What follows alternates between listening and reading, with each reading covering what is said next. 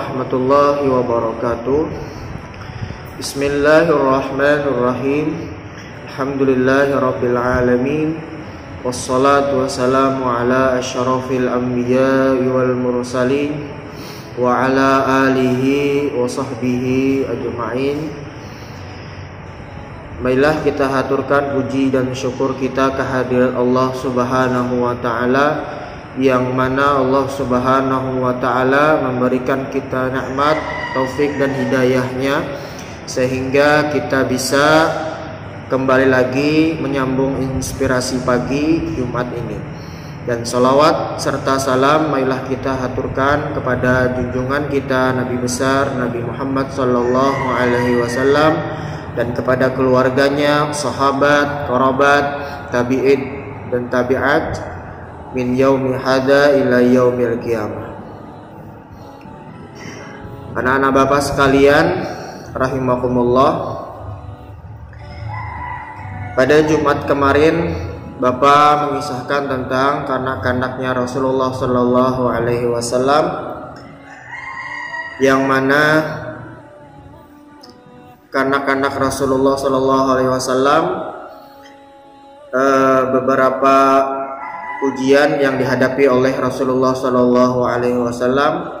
Yang pertama meninggalnya ayah Nabi Muhammad, yang kedua ibu beliau, dan yang ketiga yaitu kakeknya Abdul Muthalib.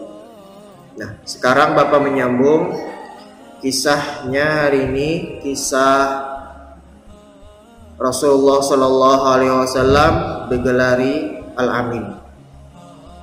Apa itu Al-Amin?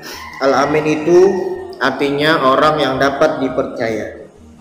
Jadi Rasulullah Shallallahu Alaihi Wasallam diberi gelar Al-Amin, yaitu orang yang dapat dipercaya. Artinya Rasulullah Shallallahu Alaihi Wasallam tidak pernah berbohong. Rasulullah Shallallahu Alaihi Wasallam selalu berkata jujur, tidak pernah bohong satu jua pun. Ada di dalam Al-Quran surah An-Najm ayat 3 dan 4. Wa ma yantiqu 'anil hawa in huwa illa wahyu yuha. Nabi Muhammad sallallahu alaihi wasallam itu tidak pernah berkata yang bohong. Sidin berkata kecuali Nabi Muhammad sallallahu alaihi wasallam berkata jujur yang diperintahkan oleh Allah Subhanahu wa taala kepada umatnya. Jadi Nabi Muhammad tidak pernah berbohong, selalu jujur apa yang disampaikan beliau. Itulah Nabi Muhammad digelari Al-Amin, orang yang dapat dipercaya. Abu Thalib sangat menyayangi keponakannya, yaitu Nabi kita Nabi Muhammad sallallahu alaihi wasallam, sampai melebihi anak-anaknya sendiri. Sebabnya adalah budi pekerti Nabi Muhammad, kecil yang luhur, cerdas dan suka berbakti dan baik hati. Abu Thalib merasa tak bisa berpisah dengan keponakannya. Bahkan ia membawa Nabi Muhammad SAW kecil berdagang ke Syria yang jauh. Di saat itulah ia bertemu seorang pendeta bernama Buhairah. Pendeta ini mengingatkan Abu Thalib agar menjaga keponakannya, sebab Muhammad kecil akan menjadi orang besar nanti. Nah, jadi Abu Thalib saya sangat menyayangi kepada Nabi Muhammad.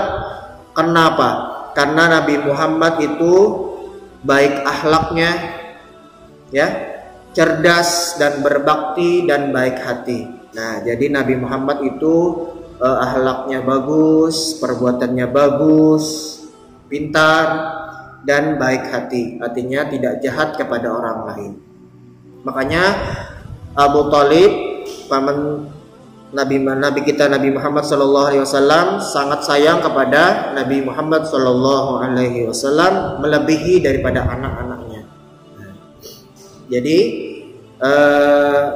kita sebagai umatnya Nabi Muhammad SAW seharusnya kita mengikuti akhlaknya Nabi Muhammad SAW dengan apa? Satu, jaga akhlaknya. Yang kedua, berbakti kepada orang tua yang lebih tua daripada kita, kepada guru ya, lebih khusus lagi kepada orang tua kita. Dan baik hati, tidak dendam kepada orang lain dan tidak menyambati orang lain.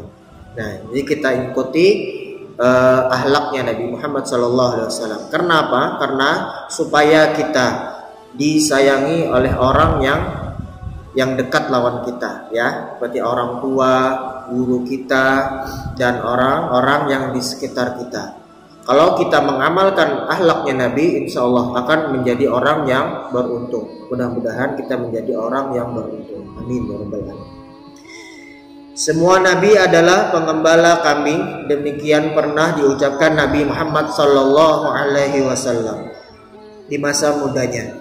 Pengembala kambing membuat Nabi Muhammad SAW mempunyai waktu untuk merenung dan berpikir tentang penciptaan alam semesta. Nah, jadi Nabi di masa mudanya yaitu Nabi mengembala kambing ya. Nah, jadi Nabi itu di masa mudanya sedang mengembala kambing. Karena apa? Karena Nabi Muhammad mempunyai waktu untuk merenung dan berpikir tentang penciptaan alam semesta. Nabi Muhammad SAW tumbuh menjadi pemuda yang sangat dipercaya orang.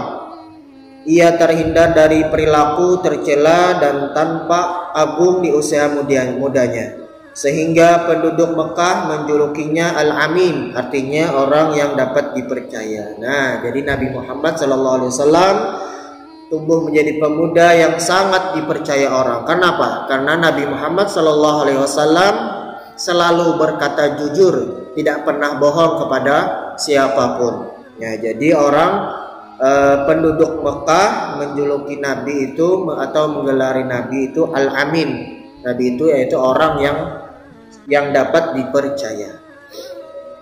Khadijah binti Khuwailid adalah wanita saudagar yang kaya dan amat dihormati. Tidak hanya pandai berdagang, ia amat terhormat dan pandai menjaga diri. Ia digelari At-Tahirah yang artinya wanita suci. Setiap tahun ia mengaji orang untuk menjalankan dagangannya. Kali ini Abu Thalib mengusulkan agar Nabi Muhammad SAW yang menjalankan kafilah dagang Khadijah tahun itu. Khadijah setuju karena nama Muhammad SAW sudah sangat terpercaya. Berkat kecerdasan dan kejujurannya, Nabi Muhammad SAW berhasil menjalankan perdagangan dan sukses besar. Nah, jadi Khadijah binti Khuwailid adalah wanita yang sangat kaya di zamannya. Tidak hanya berdagang, ia juga terhormat dan pandai menjaga diri. Khadijah binti Khuwailid itu digelari At-Tahirah, yaitu artinya wanita yang suci. Setiap tahun ia mengaji orang untuk menjalankan dagangannya. Nah, jadi Khadijah menggaji orang untuk menjalankan dagangannya. Lalu Abu Thalib mengusulkan agar Muhammad SAW yang menjalankan kafilah dagangan Khadijah tahun itu. Lalu Khadijah setuju karena nama Muhammad sangat terpercaya. Nah, jadi Nabi Muhammad ini sudah dipercaya orang, sehingga Khadijah pun sangat percaya kepada Nabi kita Nabi Muhammad SAW untuk menjalankan dagangannya tersebut. Nah, berkat kecerdasan dan kejujurannya Nabi kita Nabi Muhammad SAW berhasil menjalankan perdagangan dan sukses besar. Artinya dagangannya laris dan dagangannya Khadijah amat pesat, sukses besar.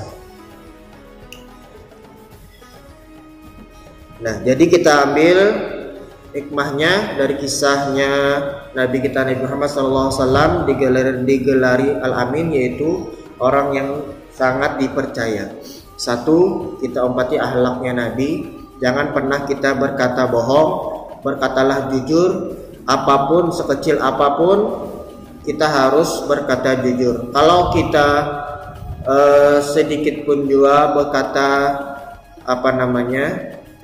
berdusta istilahnya, nah maka kita akan